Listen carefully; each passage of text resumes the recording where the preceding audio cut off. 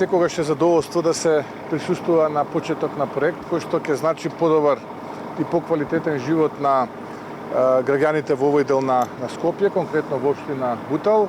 Оваа детска градинка представува капитален објект кој што, како што кажа градоначалникот Дарко Костовски, е дел од програмата финансирана од средствата кои што ги пренамени ТАФ, кои што требаше да бидат претходно наменети за изградба на карго аеродром во Штип, а потоа со закон беа пренаменети за изградба на инфраструктурни проекти низ Македонија. Исто од мене голема благодарност до тимот на урбанистите овдека во општина Бутал, кои што наследија проект со многу недостатоци, но успеа во изминатиот период тој проект да го модифицираат и навистина да представува еден проект со кој што бутелчани ќе се гордеат, а децата ќе можат да го минуваат својот предшколски период, во оваа градинка. Родителите ќе знаат дека дечињата им се згрижени согласно сите стандарди кои што треба да ги имаат, кои што треба да ги имаат тоа згрижување. Така што истеднашка мои огромни честитки до градоначалникот, до тимот кој што го износи овој проект, благодарност до финансиерот, тоа е компанијата ТАФ, и се надевам дека во иднина ќе гледаме уште многу вакви проекти, не само во Бутал, туку и во сите други општини низ Македонија. ВМРО ДПМН продолжува да гради, владата на СДСМ и ДУИ продолжува да краде. Тоа е разликата помеѓу градоначалниците на ВМРО ДПМН и владата на СДСМ и ДУИ. Така што мотивот е се поголем, продолжуваме понатаму да реализираме и испорачуваме за граѓаните. Ви благодарам, ако имате. Постварената средба во владата во однос на енергетската криза, очекувате ли некакво приближување, односно прифаќање на вашите предлози и контакти и лица се што ставивте за предлог, односно решавање на оваа енергетска криза во која западната Македонија?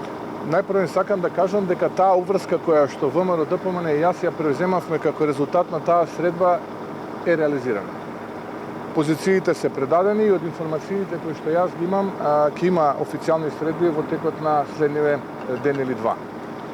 Кој ќе биде резултатот, како понатаму ќе се одвива процесот, јас не можам да гарантирам, бидејќи јас немам намера да се вклучувам во комерцијалниот дел. Таму си има надлежни институции, одговорни лица кои што треба тој процес да го движат во таа насока. Исто така, до соодветните министри го предадовме и предлог законот за измени на законот за енергетика, со кој што предвидуваме мигрирање на јавните предпријатија кои што вршат комунална и водостопанска дејност. Тука веднаш да стане јасно, не мислам само на општинските, тука мислам на сите, вклучително и на државните, како и објектите кои што се дел од образованието и од здравството, од слободниот да мигрираат назад на регулираниот пазар, со што тоа драматично ќе се олесни и за граѓаните, ќе се амортизира, би рекол, овој ценовен шок. Тоа е веднаш што треба да се направи. А на онаа изјава после состанокот кажав и за чекорите кои што треба да ги превземе владата, без разлика дали таа ќе биде влада или некоја друга влада, за да следната година не го поминуваме истиот пат што го поминуваме оваа година. Така што ние продолжуваме и понатаму да исполнуваме, да испорачуваме. Јас и во денешниот мој статус кажав дека не е време за политика. Треба да ги ставиме нашите капацитети, да се помогне колку може на граѓаните и на стопанството. Стопанството е сериозен предизвик, затоа што стотици илјади наши сограѓани, 650-680 илјади луѓе од компаниите, приватни компании практично ги хранат своите семејства, чии што работни места се доведени под опасност.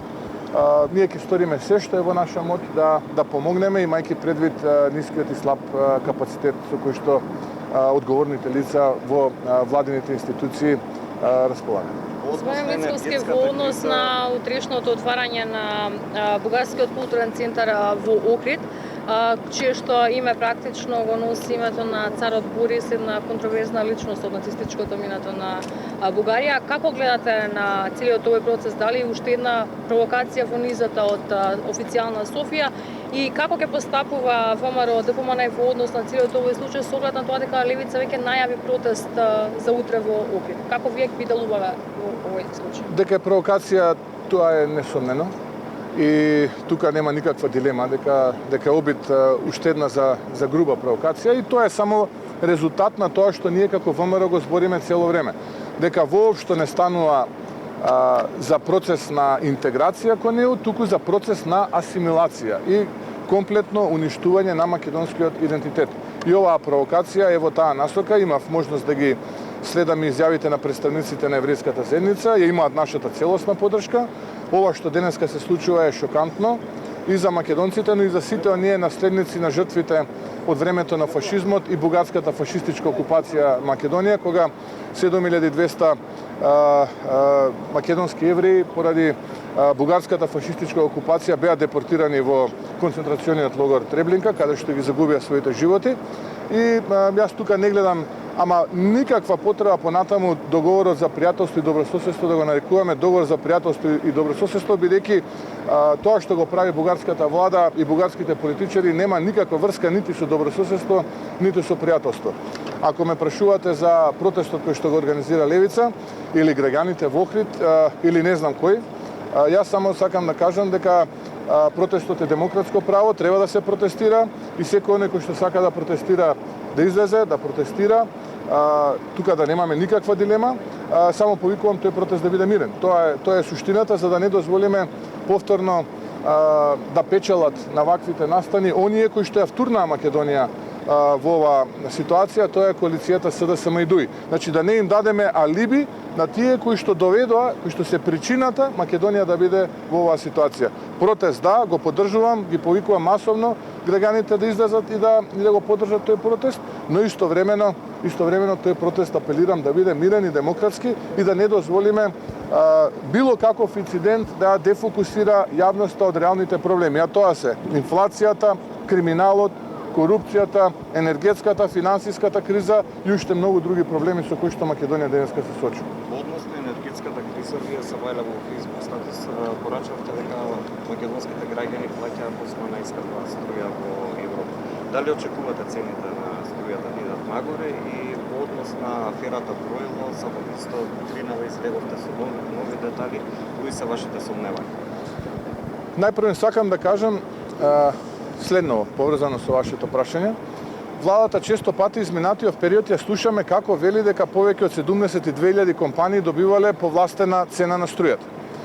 Излегоа податоците од Државниот завод за статистика, Македонскиот државен завод за статистика, излегоа податоците од Евростат, европската статистика за првата половина од 2022 година. И од тоа можеме да заклучиме дека македонската индустрија, македонското стопанство, македонските компании плаќаат убедливо најскапа струја споредено со нивните колеги во регионот. И се 8 на скалата по највисока цена. 8 се на скалата по највисока цена во Европа. Значи од 40 држави колку што се на таа ранг листа на Евростат, македонските компании се 8 според цената, висината на цената која што ја плаќаат за струјата. Сега дали ние како економија и дали тие како компании можат тоа да го издржат? Јас ви велам не, и затоа голем дел од нив ќе банкротираат, ќе го затворат својот бизнис, многу работници ќе останат без работа, тоа нивните семејства ќе ги втурне во неизвестност, а кога еднаш ќе затворите таков бизнис, верувајте, многу тешко ќе го рестартирате, па дури и задутре да помине кризата, а нема да помине задутре кризата. Што значи дека е лага, невистина, дека владата ги поддржува компаниите. Јас во тој статус кој што зборите се повикувам и на периодот кога јас управував со АД Електрани на Македонија. Тогаш во првата половина од 2017 година, значи пред само 5 години, македонското стопанство, македонските компании плаќаат четврта најефтина цена за струјата или 2,5 речиси пати помалку од тоа што го плаќаат 5 години потоа. Значи замислете, за 5 години оваа влада која што ветуваше живот, која што ветуваше укинување на скапата тарифа, која што ветуваше бројчаници, која што ветуваше што ли уште не веќе, не можам уште да се сетам колку све не лаги изнакажа, за македонските компании, за македонското стопанство, според Евростат, не според Кристијан Мицкоски, цената на струјата за 5 години ја покачи за 2,5 пати. Ете, за таква влада зборуваме и затоа колку побрзо оваа влада замине, толку побрзо на Македонија, на македонските граѓани ќе им тргне. Колку подолго останат тие политички измамници, толку полошо се пишува на Македонија.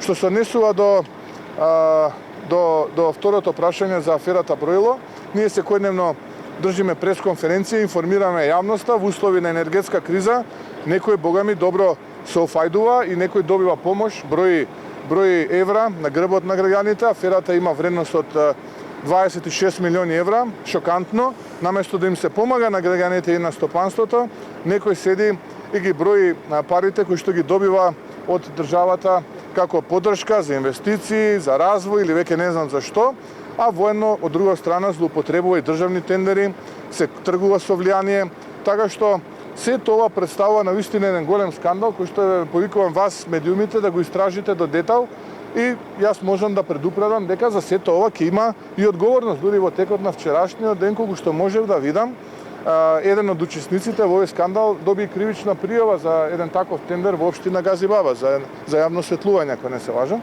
Така што внимателно го следиме целиот случај и веднаш после ослободување на Македонија институциите од оваа влада, јас можам да ви кажам дека детално лично ќе се занимавам со сето ова и дека лично ќе навлезам во суштината на овој проблем, постои основано сомневање за сторен криминал и доколку тоа се потврди, нормално низ една фер и транспарентна судска истражна постапка, мора луѓето да одговараат, бидејќи не може во услови на голема енергетска криза, кога се губат работни места, кога се затвараат бизниси, некој да профитира на грбот на граѓаните.